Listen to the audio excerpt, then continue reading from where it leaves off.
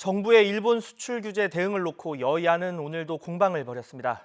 여당은 우리 경제가 튼튼하다며 힘을 모아 대응하자고 밝혔지만 야당은 정부가 해법도 없이 반일 감정만 조장하면서 스스로 고립의 길을 걷고 있다, 이렇게 비판했습니다. 자세한 소식 국회 연결해서 알아보겠습니다. 최민기 기자. 네, 국회입니다. 일본 수출 규제에 대한 해법이 또 엇갈리고 있습니다. 어떤 발언 오갔습니까? 네, 더불어민주당은 어제 일본의 화이트리스트 배제 조치가 공포된 데 대해 이 부당한 조치에 맞서 모두가 단결해야 한다고 밝혔습니다. 특히 불확실성을 키우려는 일본 의도대로 되기엔 우리 경제가 튼튼하다고 거듭 강조하며 성급하게 근거 없는 불안감을 가질 이유가 없다고 다잡았습니다. 민주당 이인영 원내대표는 민관이 총력 대응의 지원책을 마련하는 만큼 우리 경제는 이 상황을 이기고 한층 강력해질 것이라는 데 방점을 찍었습니다. 그러면서 연일 안보 경제 실정을 주장하는 자유한국당을 향해선 국민을 호도해 경제 불안감을 조성하는 데 매우 유감이라고 반격했습니다. 이에 대해 한국당은 포퓰리즘에 빠진 정권에 대한민국이 무너진다며 이전보다 공세 수위를 한층 높였습니다. 황교안 대표는 정부와 여당은 구체적인 해법은 없이 반일 정세에 기대해 상황만 악화시키고 있다고 질타했습니다. 최근 도쿄올림픽 보이콧과 일본 여행 금지 발언을 겨냥해선 집권 여당이 총선용 반일 감정 확산에 목을 메고 한일 관계를 파국으로 몰아간다고 비판했습니다.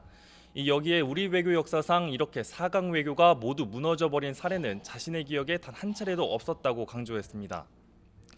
한미동맹과 한미일 공조 복원을 위해 무능한 외교 안보 라인을 전면 교체해야 한다고도 촉구했습니다. 바른미래당 오신환 원내대표도 비판에 가세했습니다. 민주당 소속 서울 중구청장이 명동 일대에 일본 반대 현수막을 내걸었다가 철회한 것이 실효성 있는 대책 없이 반일 감정이나 선동하고 있는 문재인 정부와 다를 게 뭐가 있냐고 꼬집었습니다. 정부와 여당이 엉터리 정책으로 경제를 망친 데 이어 일본과의 경제 전쟁까지 중구난방으로 대응해 엉망진창을 만들고 있다고 비판했습니다.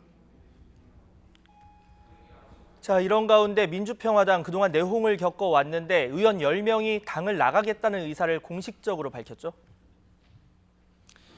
네, 그렇습니다. 당 진로와 정동영 대표 등 지도부 거취 문제를 놓고 갈등을 겪었던 민주평화당 내홍 사태가 결국 분당으로 결론이 났습니다. 정 대표의 사퇴를 촉구하는 비당권파 모임이었던 대한정치연대 소속 평화당 유성엽 원내대표는 조금 전인 오전 10시에 이 같은 내용의 기자회견을 했습니다.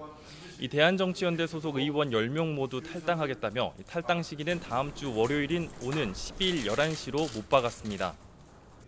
유 원내대표는 당을 떠나는 마음이 편치만은 않지만 제3지대 창당이란 이보 전진을 위해 일보 후퇴로 만들겠다며 탈당에 임하는 소회를 밝히기도 했습니다. 이로써 옛 국민의당과 바른정당 합당의 반발에 갈라져 나온 평화당은 창당 1년 반 만에 또다시 분당의 아픔을 겪게 됐습니다.